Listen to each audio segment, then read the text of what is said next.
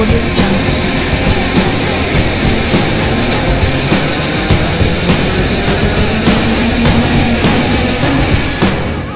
They called him Kwanele, but within the taxi world, in the streets of Soweto, behind the whispered conversations at ranks, and across boardrooms of powerful operators, he was known simply as MKZ.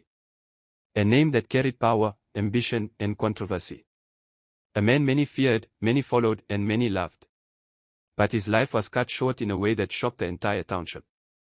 MKZ didn't start with much. Growing up in Soweto, his childhood was shaped by the hustle of informal economies, the rumble of taxis, and the harsh realities of a community built on survival. He watched the taxi industry like a student studies a masterclass, observing, learning, absorbing every detail of power, routes, money, and loyalty. He understood early, the minibus taxis weren't just a way to move people. They were a way to move wealth. As a young man, MKZ began working with local drivers, doing odd jobs, helping with rank logistics, and cultivating relationships. He didn't just want to drive, he wanted to own. His first taxi came from savings, hustle deals, and a vision only he could see. From one vehicle, he scaled up, slowly but deliberately. And as his fleet grew, so did his ambition.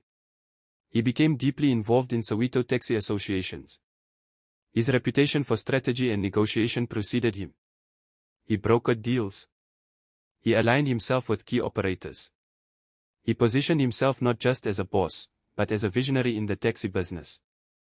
His influence grew, and his name became well known. MKZ didn't stop at taxis. He diversified. He invested in real estate, buying properties in Soweto and neighboring areas. He launched side ventures, minibuses, maintenance operations, even local transport financing. He reinvested route profits into growth. He wasn't just building a fleet, he was building a legacy. His lifestyle reflected his rise. MKZ moved in style, designer clothes, sleek cars, a public presence that was flashy yet calculated. He was seen at high-profile social events, mingling with business people, entertainers, and political influencers. But no matter how high he flew, he always remained rooted in Soweto, the place that shaped him. To many in the taxi world, MKZ represented something rare, a leader who had walked in their shoes, but held a vision beyond the rank. He was both a kingmaker and a bridge, someone who understood the struggle on the ground and the strategy in the boardroom. His name carried weight in every taxi circle, and his decisions influenced the future of routes that fed thousands of commuters every day. But with power came danger. In 2024, the whispers of threat became real. Sources say MKZ knew he had enemies, people who saw his rise as a threat, rivals who believed he had gone too far, and actors within the taxi world who might benefit from his downfall. He received strange phone calls. He believed people were following him. And he communicated his concern to those close to him. He knew the kind of risk his ambition carried. On a Sunday afternoon, around Meadowlands Zone 1 in Soweto, his fears turned into tragedy. Driving his Audi TT, MKZ was ambushed by unknown assailants. Gunmen opened fire. He crashed into a pole. His life ended in a blur of violence and confusion. Sources from the Star report his death as a calculated hit, but no motive was immediately confirmed. His death sent shockwaves through the taxi community. Colleagues, competitors, and ordinary drivers all paused. Someone so influential, so alive with potential, was gone. The police opened a murder case, but questions remain: who orchestrated the hit? Was it a rival dispute, political revenge, or the inevitable cost of power in an industry where violence shadows progress?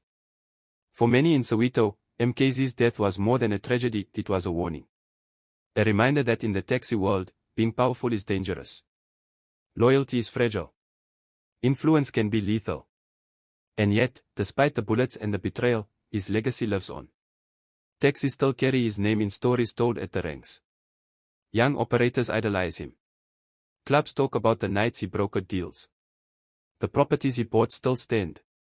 His vision for a modern, ambitious taxi industry, one rooted in community, but reaching for far beyond, remains part of his public legend.